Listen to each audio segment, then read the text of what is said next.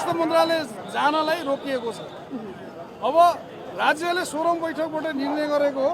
यो निर्णयको एउटा हस्ताक्षर गर्दा माननीय स्वास्थ्य मन्त्रीज्यू पनि हो, सम्माननीय प्रधानमन्त्रीज्यू पनि हो। हामीले त्यो निर्णयको कार्यान्वयन मात्रै खोजेका हो र हामीले प्रहरी दाजुभाइलाई हामीले अन्य आन्दोलन जस्तो या तोडफोड गर्ने केही हामी छैनौँ, नारै लाउँदैनौँ भन्दा पनि उहाँहरूले हामीलाई जान दिनुभएको अवस्था छैन।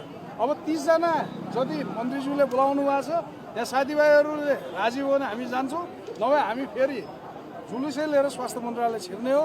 र डाक्टर छिर्न नमिल्ने मन्त्रालय भनेपछि हाम्रो देशको हरिबिजो के रहेछ भन्ने यहीँबाट बुझिन्छ। यहाँ हामी 100-150 डाक्टर थियौँ, हाम्रो समस्याको थियो, हामीले चाहिँ समाधान खोजेको। हिजै हामी चाहिँ स्वास्थ्य मन्त्रालय माइतीघरबाट गएर स्वास्थ्य मन्त्रालय धर्ना दिन्छु 2 घन्टा भनेका थियौँ। हामीलाई चाहिँ 10 बजे नै सिधै स्वास्थ्य मन्त्रालय जान पनि सकिन्थ्यो होला, तर हामीले के भने यहाँ माइतीघरमा बसेर चाहिँ हामी यहाँबाट हिँड्दै जाने भन्ने तय गरेकोमा अब हामीलाई जान रोक्नलाई यहाँ प्रहरी यत्रो चाहिँ तैनात गरिएको छ। यद्यपि राज्यले प्रहरीकै उसमा गर्ने हो भने आफ्नो 16औं निर्णयको कार्यान्वयन गर्न गृह प्रशासनको प्रयोग गरोस्। हामीलाई रोक्नलाई गृह प्रशासन चाहिँदैन, किनभने हामी आफैमा सेतो कोट लाउने प्रहरी हौँ।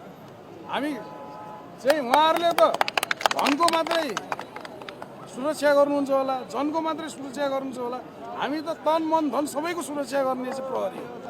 अब तपाईहरु 30 जना जानुहुन्छ, यदि 30 जना पनि जान दिनु भएन भने सबै बल प्रयोग गरेर जानुहुन्छ? अहिले त 30 जनामा सहमत भयो भने 30 जना जान्छौँ, भएन भने हामी यो विषय घेरा टोरेर सबै जान्छौँ। डाक्टर साहब, अब तपाईँ सिटी सदनको अध्यक्ष पनि हुनुहुन्छ, सडकमा आइरहनु भएको छ, मन्त्रीसँग के कुरा भएको छ कि छैन? मन्त्रीज्यूहरूसँग